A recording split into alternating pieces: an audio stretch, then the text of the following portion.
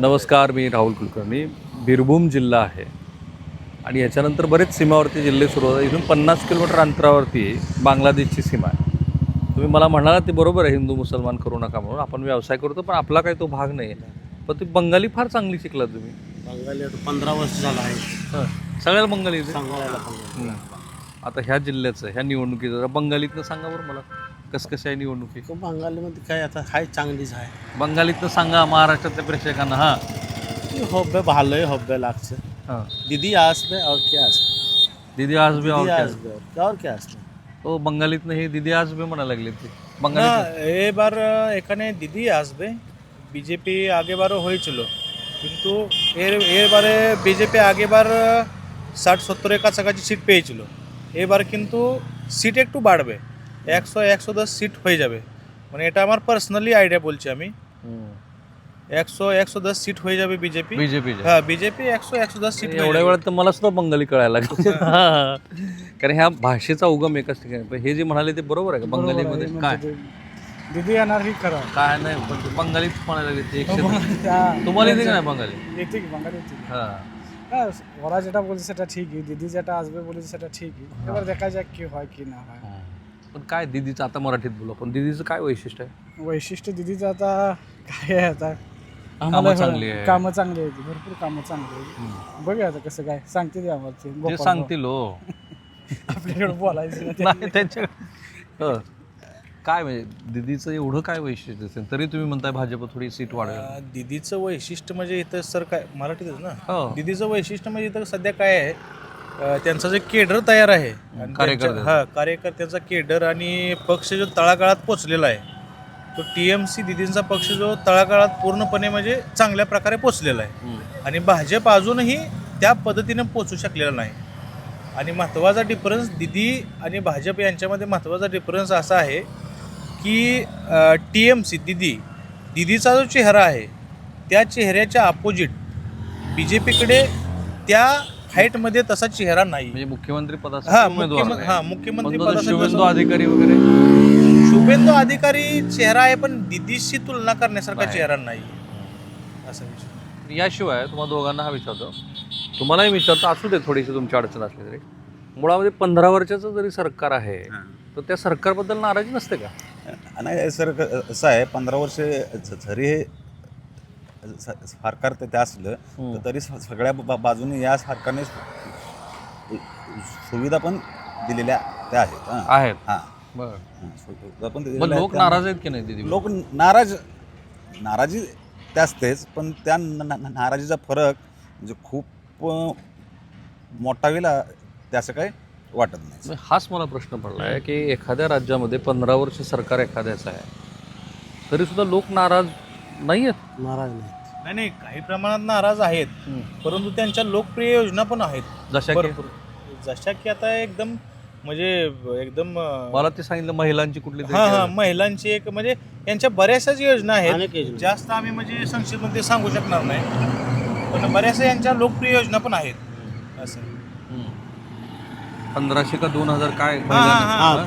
आता एक नवीन काहीतरी योजना निघालेली आहे यांची युवकांना युवकांना 1500 ग्रॅज्युएशन का काहीतरी झालेल्या युवकांना हा अशी काहीतरी योजना, म्हणजे अशा बऱ्याच आपल्यात कशी लाडकी बहीण योजना आहे त्या प्रकारच्या यांच्याकडे एक 5-6 योजना, अशा वेगवेगळ्या प्रकारच्या 5-6 योजना आहेत. एकदम म्हणजे कन्फर्म आम्ही सांगू शकणार नाही त्याबद्दल तुम्हाला, परंतु आता अशा ह्यातले 5-6 योजना आहेत. इथे बंगालमध्ये तुमच्या लक्षात असेल, आता ह्या बांधवांचा व्यवसाय सुद्धा तुमच्या लक्षात आलाच असेल. बरेच जण मराठी बांधव, आता ह्यांचं स्वतःचंच मतदार यादीत नाव आहे, तुमचंही आहेत सगळ्याचं, काही जणांचे आहेत आणि तुमचं आहे की नाही? हां, ते मतदार यादीमध्ये नाव होऊन त्यांनी आता मतदान केलं. पण सगळ्यात इंटरेस्टिंग भाग म्हणजे ज्यांचं स्टिंग ऑपरेशन झालं ते गृहस्थ तुमच्या शेजारीच राहतात. कोण हं? ते काय हुमायून कबीर. चाचा चाचा चाचा चाच्याचं राजकारण कसं आहे? चांगला आहे राज्य. चाचा चाचा करतो ते. चाचा राजकारण चाचा करणार. पण इथे जसं महाराष्ट्रामध्ये धर्मावर जातीवर अशी काही विभागणी झाली, इथं तसं कसं राजकारण आहे? जातीवाद काही एवढी येत नाही. पण धर्मावर आहे. काय? इथं पण हिंदू मुस्लिम आहे. सध्या हिंदू मुस्लिम इथं पण जास्त प्रकारे चालू, म्हणजे बीजेपीचा एक फॅक्टरच आहे हिंदू आणि मुस्लिम, हे त्या प्रमाणात थोडंसं पण सक्सेस ते आहे. पोलरायझेशन जे होईल, हं. जे काही विभागणी होईल त्याचा किती फायदा होईल भाजपा?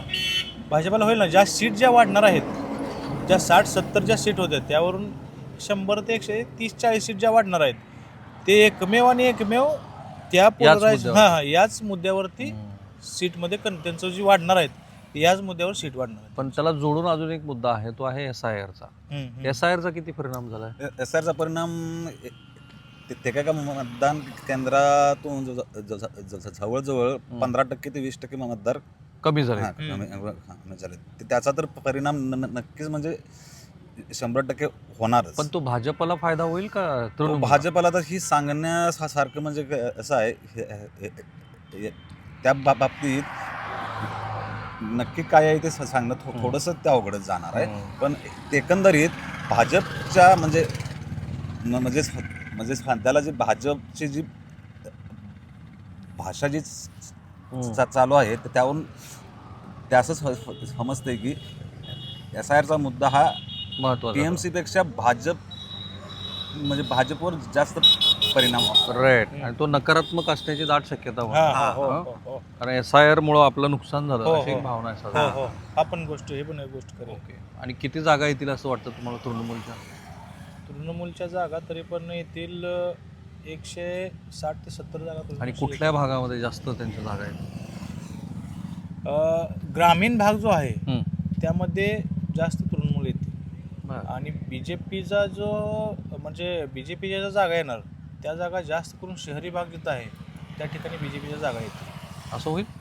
कारण इथं उलट आहे, म्हणजे आधी ग्रामीण भागात भाजप वाढलेली आहे इथं, नाही, नंतर ती नाही, शहरात नाही, वाढली. नाही, हं? नाही, नाही. नाही? TMC ग्रामीण भागात ग्रामीण TMC. भागात TMC.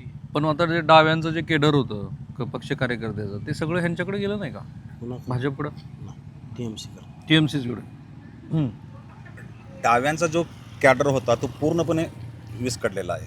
आणि तो कॅडर म्हणजे सध्याच्या परिस्थितीला तो TMCकडे जास्त प्रमाणात. जास्त आहे आणि BJPकडे थोडासा आलेला आहे. आता तुमच्याकडे येत असताना मी अनेक ठिकाणी बघितलं की मला खूप सगळ्या पक्षाचे झेंडे दिसले, खास करून भाजपचे. मी पूर्वी इतकी इलेक्शन्स इथली कव्हर केले, 6वं-7वं इलेक्शन आहे माझं. कुठं कुठं दिसणारे झेंडे आता सगळीकडे भाजपचे दिसायला लागले, बरोबर. पण सगळीकडे दिसणारे डाव्यांचे झेंडे आणि काँग्रेसचे झेंडेच दिसत नाही. काँग्रेस आणि डावे नाही तिथं, म्हणजे काय तसं काय म्हणजे कुठलं काय समजतच नाही. काँग्रेस आणि डावे आहेत असं काय समजतच नाही. काँग्रेसचं जर म्हणायचं जर गेलं तर फक्त मुर्शिदाबादमध्ये, म्हणजे आमचं जे मुर्शिदाबाद आहे आदिरंजन चौधरी त्या जिल्ह्यापुरतंच काँग्रेस सध्या मर्यादित राहिलेलं आहे, अशी काँग्रेसची कंडिशन आहे. काँग्रेसचं कुठं काही दिसतच नाही. सध्या मेन फाईट जी आहे ती BJP आणि TMC या दोघांमध्येच आहे. त्यामुळे ह्या बाकीच्या दोघांचा काही जास्त म्हणजे इथं प्रभाव पडेल किंवा जास्त कुठलं काय येईल असं काही वाटत नाही, किंवा ते फाईटमध्ये नाही येतच. पण मग घासून पुसून तर चालू आहे निवडणूक का एकतर्फीच आहे निवडणूक? हां, इथं घासूनपासून एकतर्फीच आहे. होय, एकतर्फी एकतर्फी. TMC. TMC फुल फुल TMC. आणि जरी काही जरी समजा झालं, काँग्रेस किंवा हुमायून कबीर किंवा EMI हे जे आहेत, जरी ह्यांच्या काय 2-5 सीट जरी आल्या तरी ह्या सीटचा फायदा हा म्हणजे लास्ट ह्या तर काय BJPला जाऊ शकत नाहीत, TMCला जाणार. ह्या TMCला जाणार. कारण का काँग्रेसची काही 1-2 जर आली त्यांना TMC सुटेबल आहे, ते BJP सोबत कधी हे करू शकणार नाही. तसं ज्या काही येतील 2-5-10 सीट ह्या सगळ्या यांना एकच पर्याय राहतो, TMC. BJP हा यांना पर्याय नाही. पण अजून एक मी बघितलं, आणि तुम्ही पण मगाशी म्हणाल रेकॉर्ड करायच्या आधी, की जी काही मतं मिळते ती नरेंद्र मोदींच्या नावावर भाजप. एवढं बाकी इथं काही नरेंद्र मोदी आणि हिंदू, खास टाकला नरेंद्र मोदी आणि हिंदू असंच आहे. ह्याच्या व्यतिरिक्त बाकी काही नाही. म्हणजे ह्या 5 वर्षात भाजपनं काही काम केलं नाही. भाजपचं काय येतं नाही. भाजप काहीच नाही इथं. आमच्या जिल्ह्यात मुर्शिदाबाद जिल्ह्यात समजा TMCच आहे. कुठं काही सत्ता नाही, सत्ता नाही, काय नाही, पंचायत नाही, काय नाही. कुठलं काय नाही. तुमचं काय मत आहे, TMC का भाजप? TMC म्हणजे भाजप फाईट देईल, आकडे वाढतील, पण सरकार आकडे TMC. वाढतील, पण सरकार TMC. TMC इतका थेट मराठी भाषेत असा कौल तुम्हाला कोणी दिला असता? म्हणजे आपण कोलकात्यापासून 300 किलोमीटर अंतरावरती, सीमावरती, जिथे बांगलादेश 50 किलोमीटरवरच आहे ना इथून, आणि झारखंड, ओडिसा अशा ह्या प्रांतामध्ये आपण आहोत, आणि मी तेच तुम्ही जे विचार करत आहात त्याचाच शोध घेतोय आणि खूप लोक बोलत आहेत आपल्याशी. थांबूया आपण.